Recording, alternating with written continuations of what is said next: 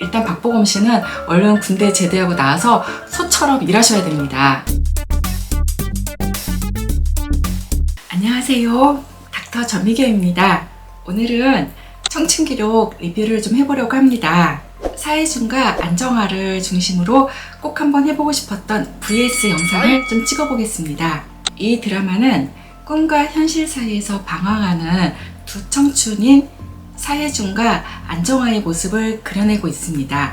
먼저 사회준은 어린 시절부터 공부 잘하는 형과 차별받으면서 구박당하며 자랍니다. 또 단짝 친구인 원혜요의 집에 엄마가 가사 도우미를 하러 다닙니다. 이 모든 상황들이 사회준을 힘들게 하지만 사회준은 이 모든 것을 의연하게 받아들입니다. 사회준은 내 인생은 나의 것이라는 모토를 가지고 하루하루 열심히 인생을 살아나갑니다. 안정화입니다. 안정화도 어린 시절 불행했습니다. 엄마 아빠가 사이가 많이 안 좋습니다. 특히 안정화의 엄마는 남편의 무능과 자신의 신세를 한탄하면서 자식들에게 끝없는 부정적인 기운을 내뿜습니다.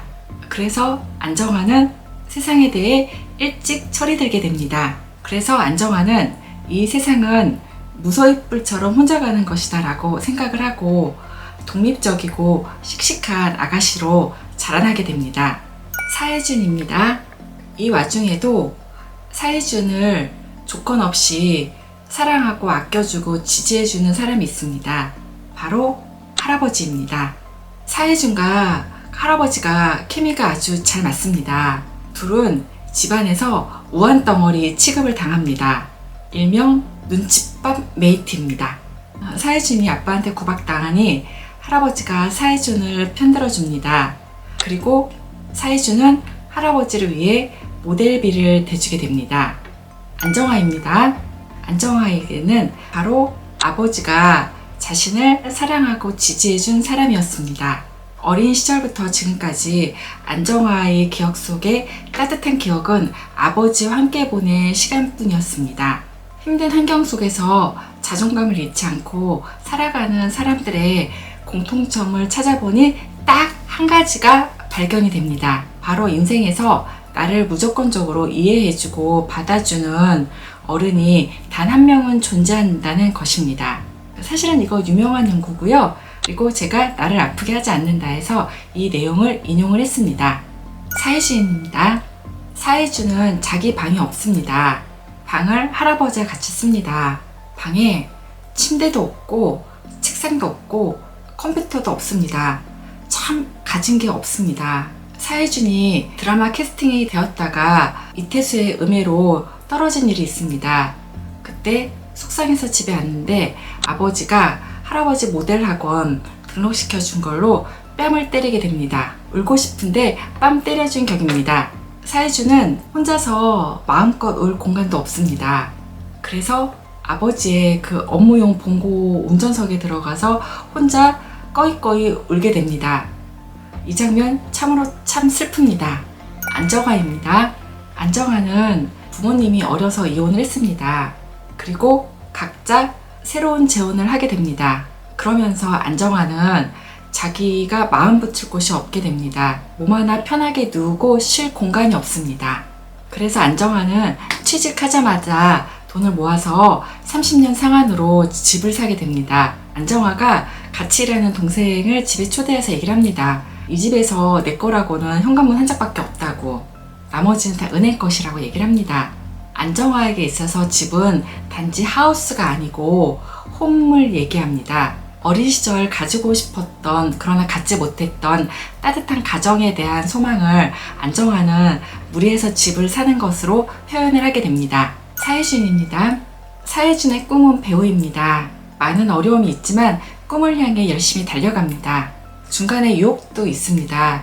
유명한 게이 디자이너의 스폰 제의를 받지만 이런 제안에 거절을 합니다.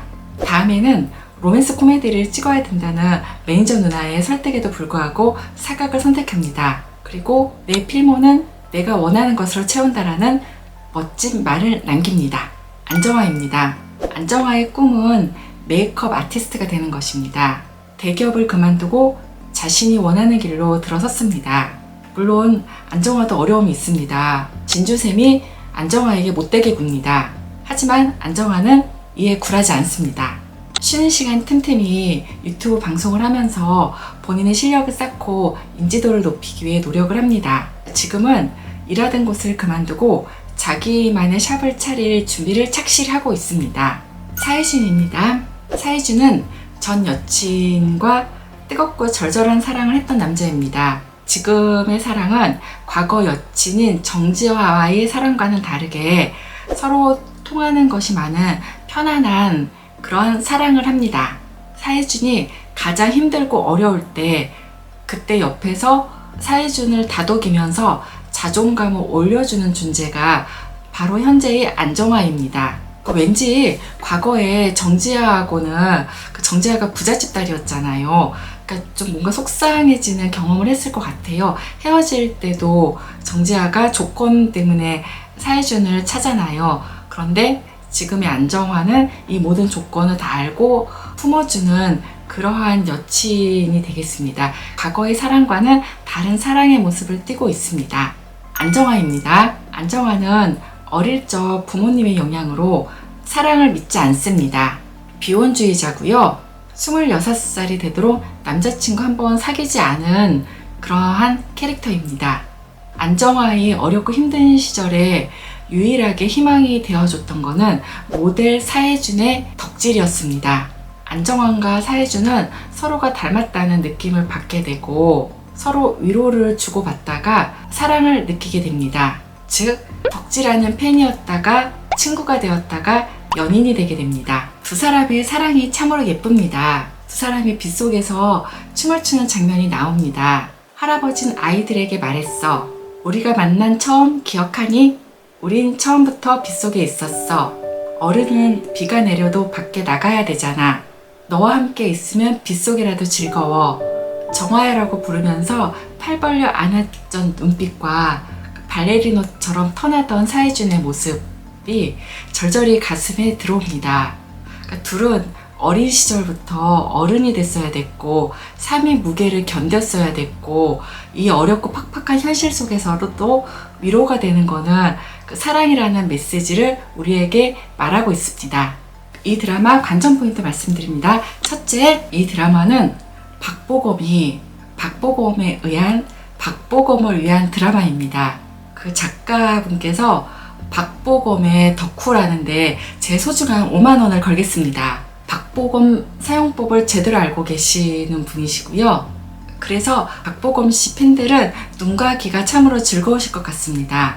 박보검의 매력 텐션이 장난 아닙니다. 일단 박보검 씨는 얼른 군대 제대하고 나와서 소처럼 일하셔야 됩니다. 본인의 재능 기부를 열심히 하면서 사는 게 사회에 진정고 봉사하는 길이라고 저도 생각합니다. 두 번째, 이 드라마는 현대사회의 수저 계급론을 잘 보여주고 있습니다. 한남동에 사는 부모 세대와 자식 세대의 부가 어떻게 세습이 되는지를 잘 보여주고 있습니다. 참 씁쓸합니다. 내 친구에게 꿈은 자신을 지켜주는 것이지만 나에게 꿈은 돈이 많이 드는 숙제이다 라는 사혜준의 나레이션이 있습니다. 그러나 사혜준은 이를 극복하기 위해 노력을 하면서 또 멋진 말을 남깁니다. 배우에게 수저는 단지 밥 먹을 때 쓰는 도구일 뿐이다 라는 말도 합니다.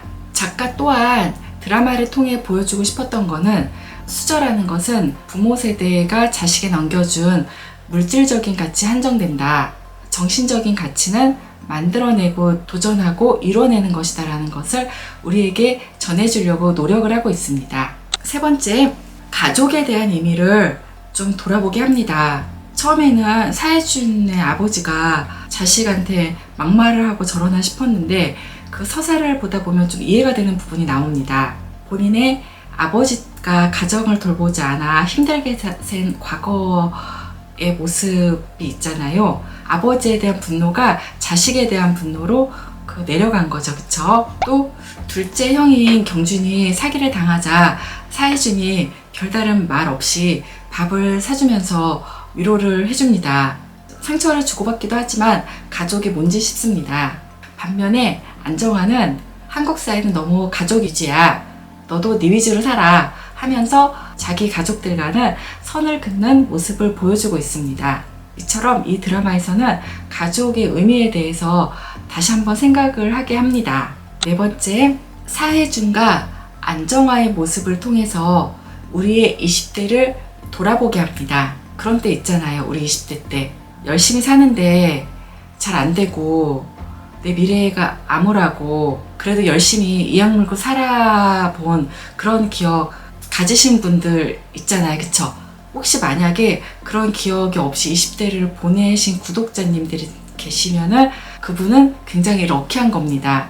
많은 분들은 어렵고 힘들고 불안하고 이런 20대를 보냈거나 지금 현재 보내고 있습니다. 게다가 내 미래가 어찌 될지 나도 어찌 살아야 되는지 힘들어 죽겠는데 이 사회의 꼰대들은 그러한 20대들에게 상처를 줍니다.